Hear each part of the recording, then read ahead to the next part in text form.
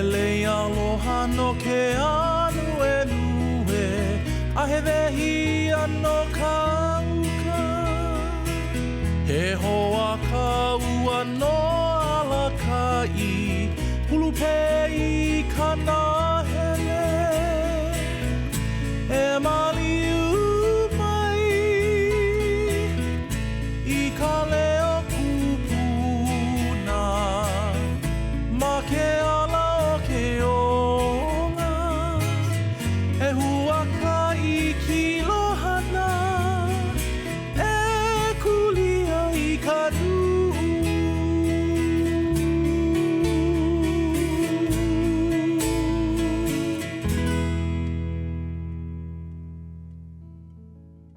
This land in Kohala once provided plants that became tools, food, medicine, and shelter for thousands on Hawaii Island. It is Keawewai, a 520-acre native ecosystem that the Kohala Center is working to revive, guided by the belief that planting trees is more than restoring nature, it's reuniting family. It's here that we meet Janice Ikeda, who founded and leads Vibrant Hawaiʻi, a nonprofit organization focused on cultivation of a different kind, not plants, but strength and possibilities. Vibrant Hawaiʻi does so many things. When you tell people about what it is that the organization does, what do you tell them? Vibrant Hawaiʻi ultimately is an administrative backbone. And so we serve the role as convener. We provide training and technical assistance, but the fruit of all of that depends on the seed and the vision that the community had or the community member had, and so it grows to look very distinct and diverse. Our role as Vibrant Hawaiʻi is to be the soil and the water to nourish the seeds of hope and vision that everyone carries within themselves. Their mission is to build resilience. That looks different in every community. From food distribution to digital literacy, Vibrant Hawaiʻi meets people where they are. Sometimes resilience isn't about services at all, but reconnecting people with place. Back in 2020, there had been a number of tragic deaths in our fire department here. And a friend of mine who was a captain at the time went to her chief and said, my team is really struggling and I want to take them to YPO because I know it would be really good for them, for their healing, for their mental health. And the chief said, I bet it would be, but unfortunately there's no data to support that. The best we can offer is yoga and meditation. And upon hearing that, I said, well, if they need data, let's just go get the data. And so they brought firefighters to fish ponds, studying the impact on their mental health. The findings were clear. Connection to culture reduced stress, eased PTSD, and boosted overall well-being. When I was interviewing one of the firefighter participants about his experience, he shared this moment where the kia'i at Kiholo, her name is Lehua, he said, at the end of our workday in rebuilding this wall, she had us all put our hands on the wall and tap the rocks into place. And we learned a chant. And she said, the reason why we do this chant to keep the rocks firm is because we know that at some point, the environment and the external conditions are going to destroy everything that we've built. And that's why it's called a practice. And the reason why we commit to this practice and the reason why we continue to show up is because we know our children are watching. To Janice, it was another reminder. Sometimes the answers are right there, but we're asking the wrong questions. What if connecting with our fish ponds is healthcare? What if connecting with one another and the way that we apply ourselves to our work and the foundation and core of which we're motivated to continue to show up, to pursue the things that we know to be right for ourselves and for our family and for our community? What if all of that is healthcare? And I think part of the gift of leading this work of Vibrant Hawaiʻi is being able to ask questions that, again, look at things from a different perspective and then measure things in a way that matters to us. Understanding different perspectives is core to who Janice is. She grew up in Hilo, surrounded by cultures and traditions that didn't always fit neatly together. My mom was pure Japanese. My dad was Portuguese Hawaiian. My mom's side of the family was Buddhist. My dad's side of the family was Catholic. And so it was oftentimes a feeling of like, where do I really fit? But what I think that ultimately allowed me to develop is being able to be adaptable, being really observant of my surroundings and knowing how to adapt to different situations so that people around me are not feeling uncomfortable. You know, I grew up having adventures in the pasture and catching crayfish in the ditch and being rugged and I loved my childhood. I loved growing up in a small neighborhood and I love being a part of a small community where people know each other. Her journey from small-town girl to nonprofit CEO was anything but direct. At 25, Janice was a single mom, hoping to get her daughter into Ahapunana Leo, a Hawaiian language immersion preschool. What began as a search for childcare became the spark that ignited her professional path. The kahu, his name is Dapavao, he said, everyone has to give back to the school. So if you're accepted, how are you going to give back?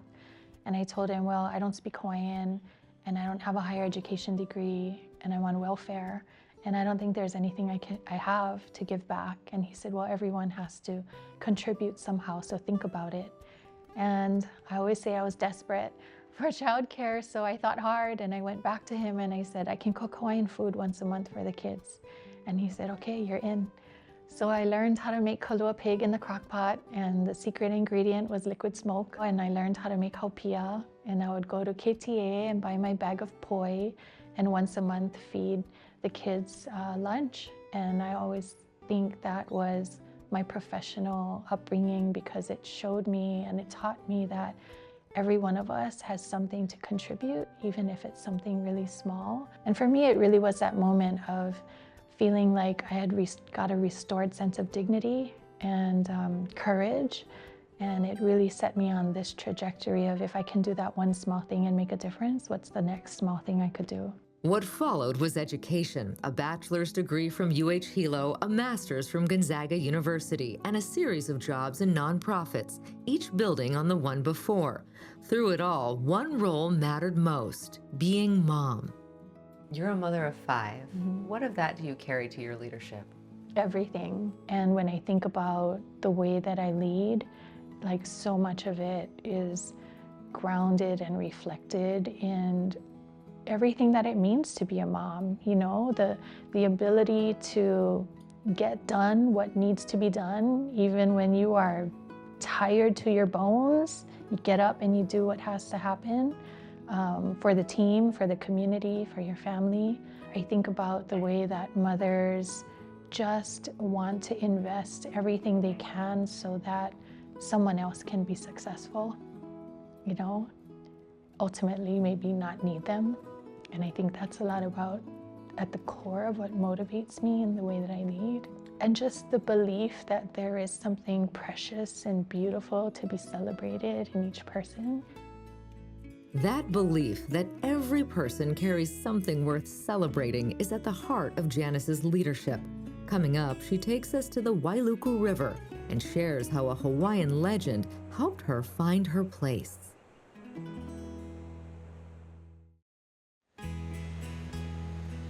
Along the Wailuku River, ancient lava flows created a series of pools known as boiling pots. It's a place steeped in legend. Janice Ikeda has walked here countless times. In the early days of Vibrant Hawaiʻi, as she searched for clarity, the story of this river spoke to her in a new way.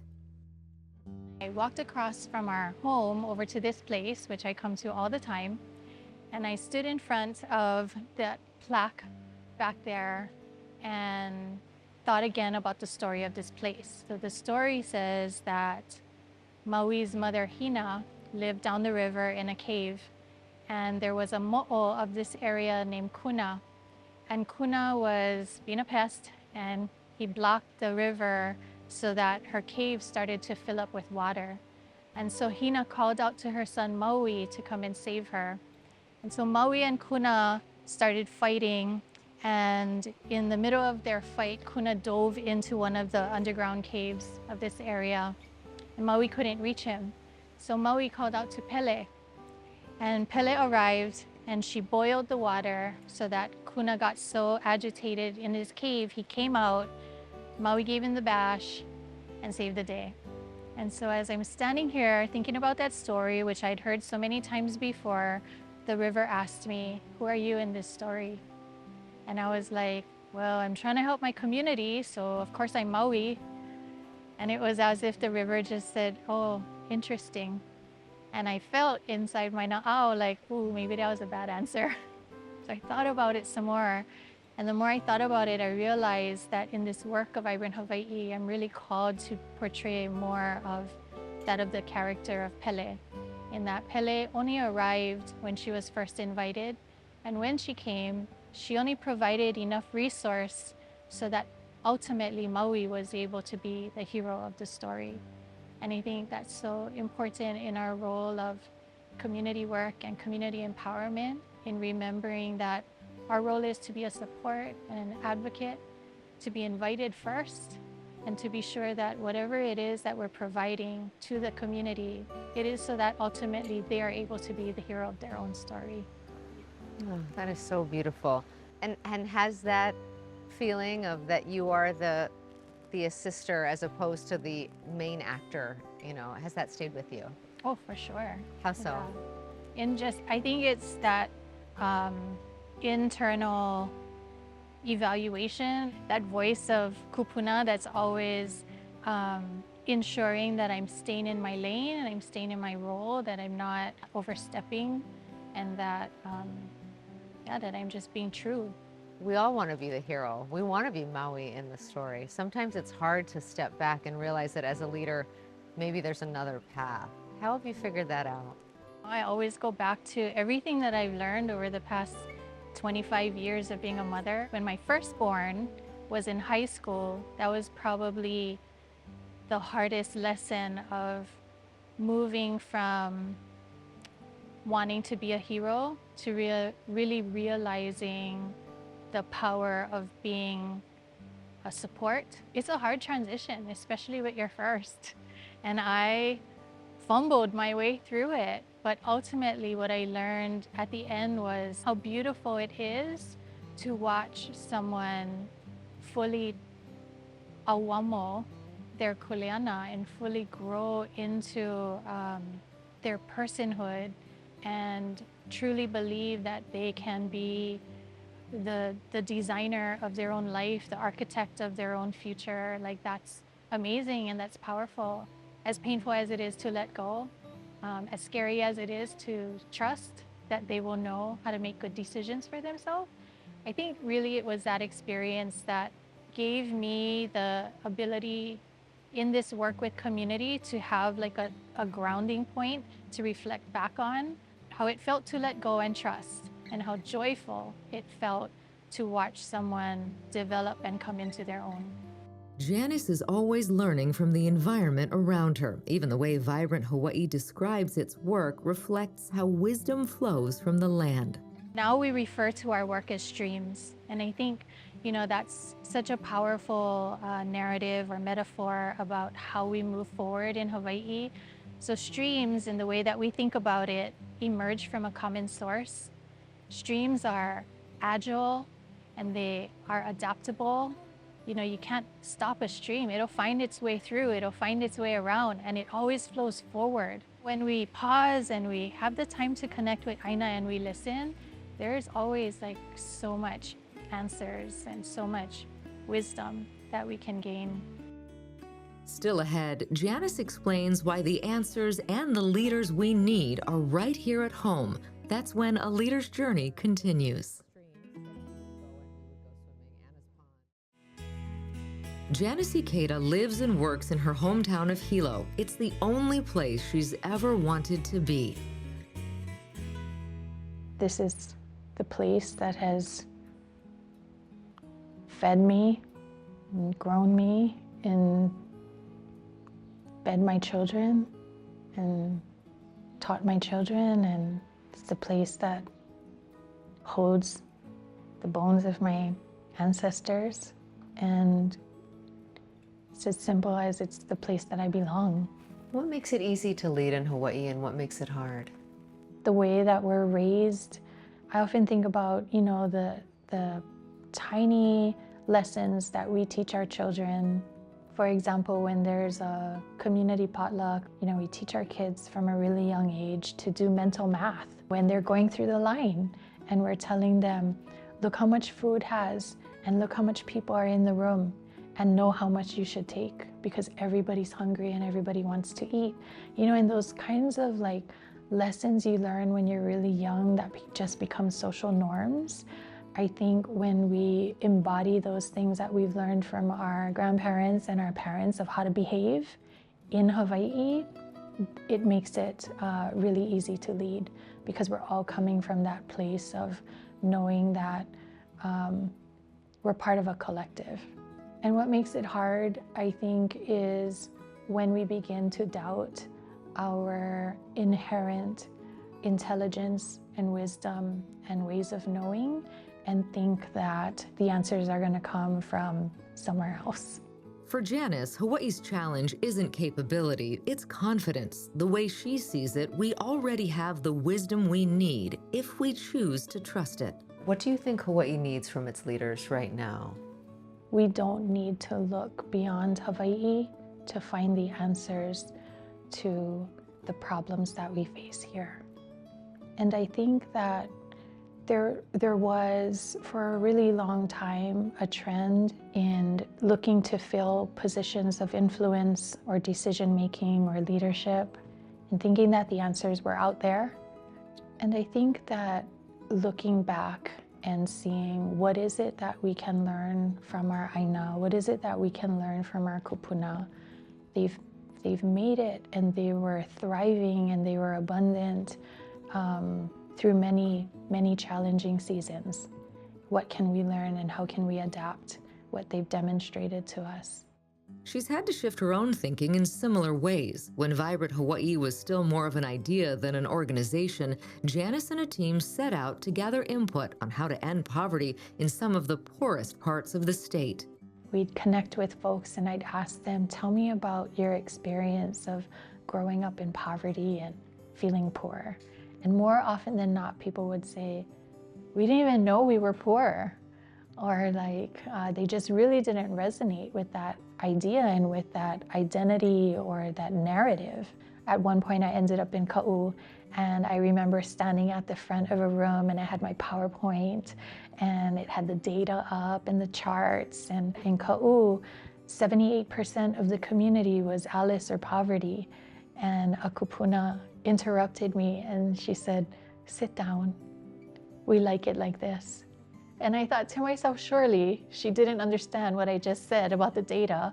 So I wrote down on this big white paper, we like it like this, and I underlined it and I said, did I capture this correctly? And she said, yes. And I was like, oh boy, I better sit down.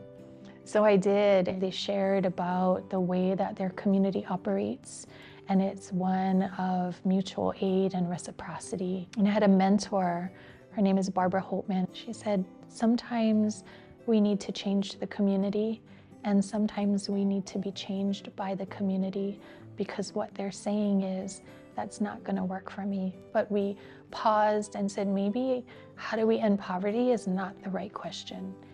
Maybe the question that our island needs us to lead with is, what is wealth?